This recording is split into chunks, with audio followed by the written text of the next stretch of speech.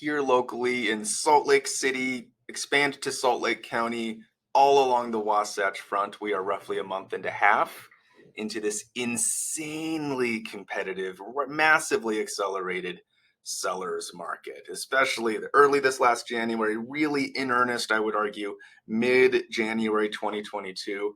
We're just really back into the craziness of spring 2021, and that continues to accelerate. Anemic, record low inventory supply, actually significantly less than we saw at the peak of the craziness in like roughly April 2021, and demand that is absolutely sky high. And I would so strongly argue that what we're seeing out there is not a supply pinch. Homes are selling at record speed. So what we know is that more homes sold last year in 2021 than sold in 2020. And this year in 2022, we're pacing at even going beyond that. So homes are listing. They just happen to sell very, very quickly.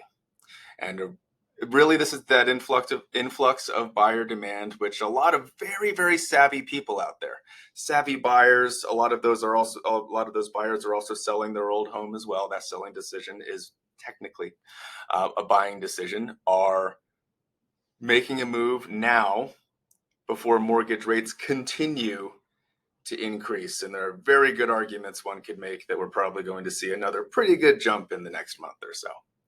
So a lot of those fence sitters getting off of the fence and kind of pummeling into the marketplace. Really what we're seeing out there right now.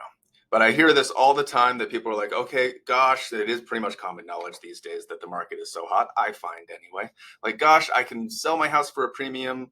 It's a hot market, yay, but where do I go next? It's a very common concern that I hear all the time. And my one bit of advice, if that's something you're thinking, if you actually are having thoughts of making a move before mortgage rates continue to increase, that is just a conversation that you need to have with the best real estate professional that you possibly could find. There are all sorts of things you can do to make that happen successfully without moving twice. That deep dive into that is probably a little too much for this video, but do feel free to reach out if there's anything I can do to assist with that. Casual conversations, what is and is not possible in this market. And I would strongly argue that watching videos like this is not what you should do. Just a heads up, FYI, PSA, whatever.